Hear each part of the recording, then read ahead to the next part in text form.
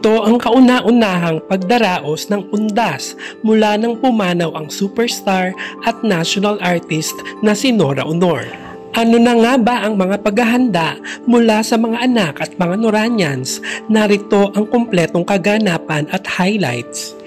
Ilang araw bago mag-undas ay pinapalitan ni Lotlot ang lapida ng kanyang ina at nagpapunta siya ng mga tao upang pakinisin ang marmol doon, at kasabay nito ay nakiusap siya sa mga dadalaw na sabay-sabay na bantayan at ingatan ang puntod ni Ate Guy.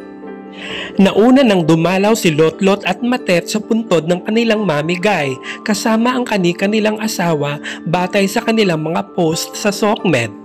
Si Matet ay nag-alay ng paboritong bulaklak ni Ate Guy at nag-post ng kaunting private messages nila ng kanyang ina noong nabubuhay pa.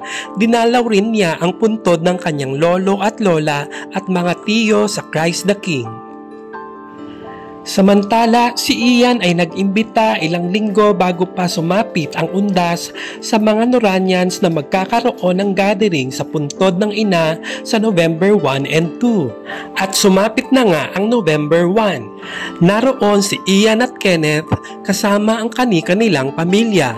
Nakahabol naman si Kiko sa pagtitipon at syempre naroon ang mga Noranians. Matapos ang misa ay nagkaroon ng salo-salo. Bukod sa dalang pagkain nila Ian ay may dala ring pagsasaluhan ang ibang mga naroon at nagkaroon ng sangkatutak na pa-picture sa mga anak at apo ni Ate Guy.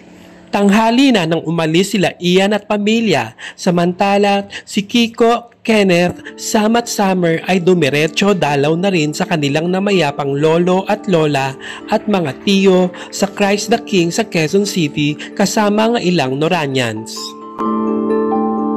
November 2 ay pumaroon uli ng umaga si Ian sa libingan ng mga bayani sa puntod ni Ate Guy at muling nakahulubilo sa mga Noranians at iba pang dadalaw.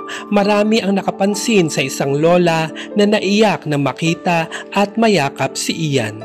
November 3 ay nag-alay ng maikling tribute video si Ian para sa kanyang ina sa kanyang YouTube channel.